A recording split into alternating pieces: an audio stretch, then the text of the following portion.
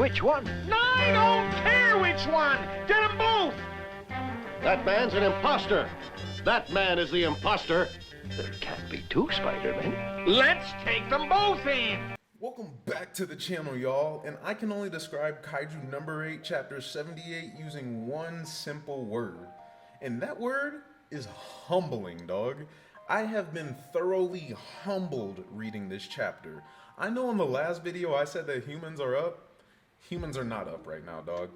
It is the darkest tones that we've had in this manga, probably since way back when Isao got absorbed in the ant raid. And I love that we're starting to get back to these darker tones. For a long time now, people have almost forgotten that Kaiju number 8 is a dark series, and there are going to be multiple members of the Defense Force that probably pass away by the end of this story. And Kikoru will not be one of those. I think that Kikoru is going to beat Kaiju number 15, and we'll talk about that in this video. Let's get into it.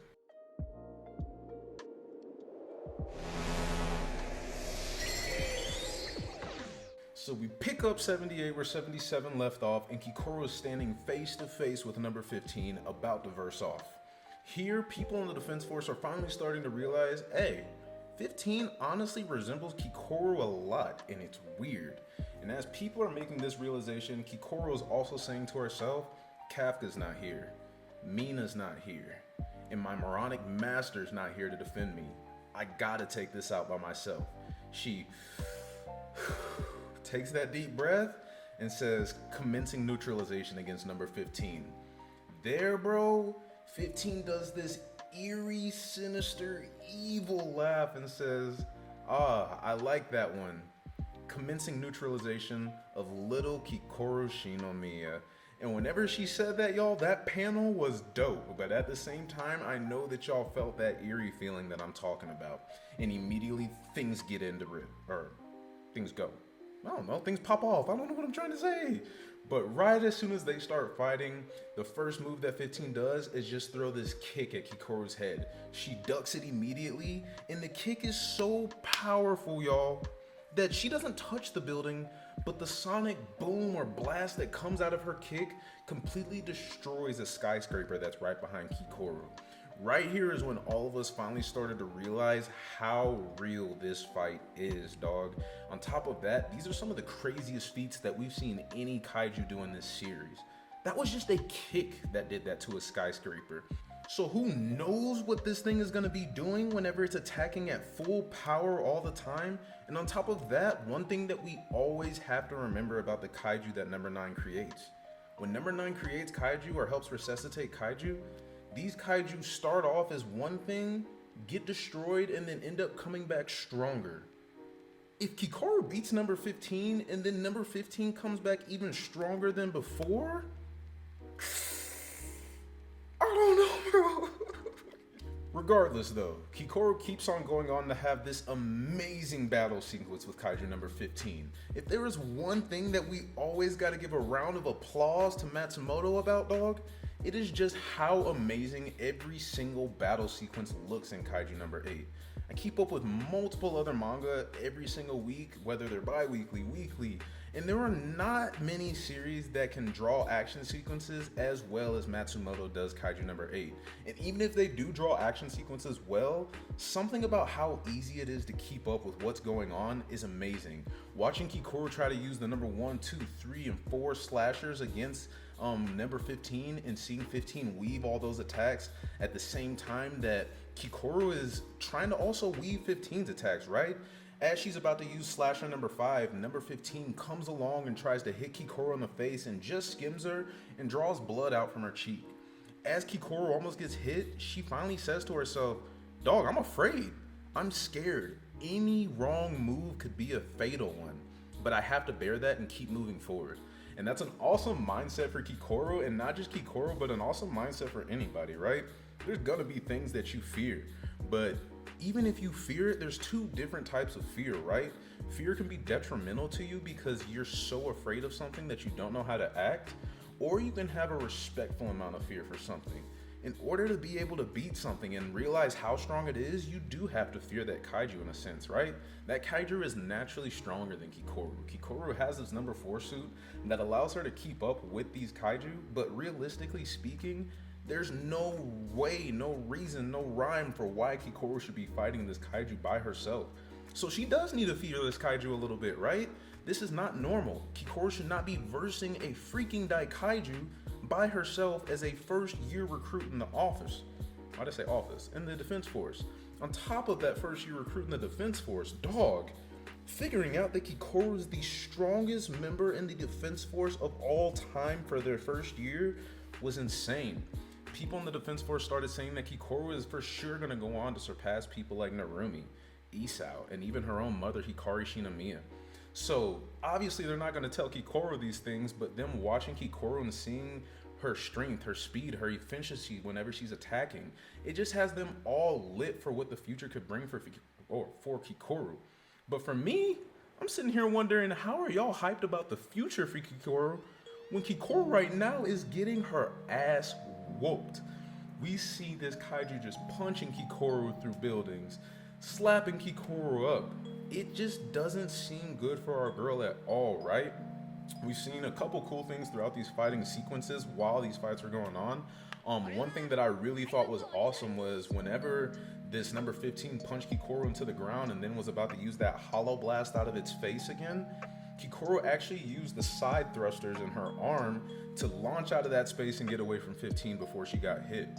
It makes sense that she would be able to use these side thrusters in her arm because I'm assuming that these are the same side thrusters that allow her to actually be able to help fly faster / control where she's flying to whenever she gets launched out of that number 4 like railgun launcher, right?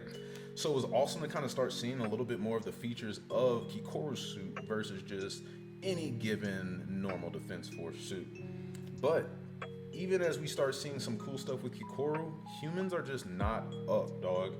Kikoru gets away from that, but then eventually, right afterwards, Kaiju number 15 bum rushes her, punches her into a building.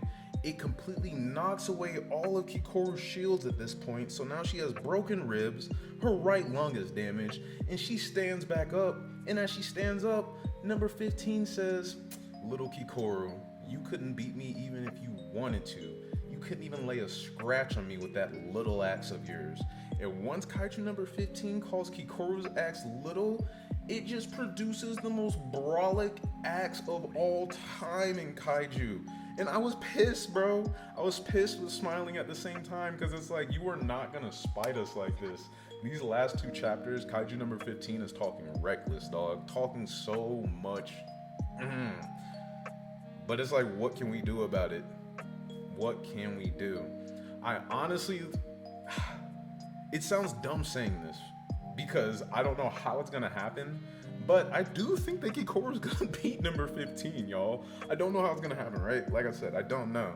One thing that we do know is that Kikoru is the fastest known daikaiju suit that there is, right? And we haven't really seen a lot of that in this fight, so I'm wondering if maybe Kikoru still also has something up her sleeve as well. Maybe Kikoru can move faster than what she's moving right now, or maybe Kikoru has some untapped power, some untapped attacks that she hasn't used because she didn't think that they were necessary up until this point. But at this point, we need them. Kikoru's down bad. She is actually legitimately hurt in this situation. We kind of learned way back earlier in the series that whenever people get shot, right, they were telling Reno to use your suit to help bind your wounds. So what I'm gonna guess is that Kikoru's gonna help use her suit to bind her wounds as much as she can to keep on fighting for as long as she can. But realistically speaking, we don't know what's about to happen. On top of that, Kikoru is the only one fighting this daikaiju within a 500-meter radius, and she told all the other officers around to clear that area and just go out and worry about destroying all the rest of the Yoju that are around. So Kikoru truly is by herself right now. Nobody is around to help Kikoru. There are people watching what's going on, but at the same time, what can we do? There are daikaiju attacking on all these fronts, right? And we don't even necessarily know if the one that Kikoru's versing is the strongest. Maybe the one that Narumi is versing is the strongest. Maybe the one that Hoshina's versing is the strongest. Maybe the one that the Tachibana and the freaking Ren's platoons that are versing is the strongest. Who knows at this point? We just know that Kikoru should not be fighting this daikaiju by herself. So, it was a dope chapter. Things are getting dark, and that's how Kaiju number 8 should be. I think that it's something that is very lost or has been lost for a little bit now. We've just been going through those training arcs, so we haven't really seen the fruition of how dark this kaiju world is. But now that we're in wartime, hey, there's no heroes in war at the end of the day.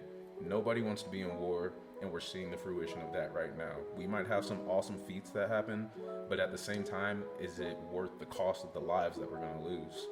So, man, Kaiju number 8 is getting dark again, y'all. And this is a great time to pick it back up if y'all have not been reading for a while. We have some dope videos in store here in the channel in the next month or two, so be on the lookout for those. Me and Darius are super excited about dropping these videos.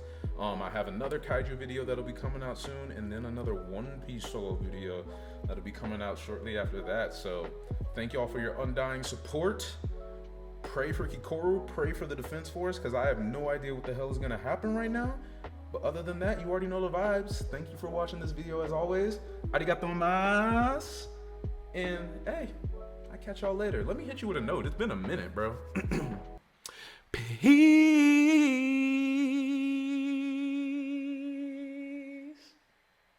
I didn't say I could sing. I just like hitting the notes.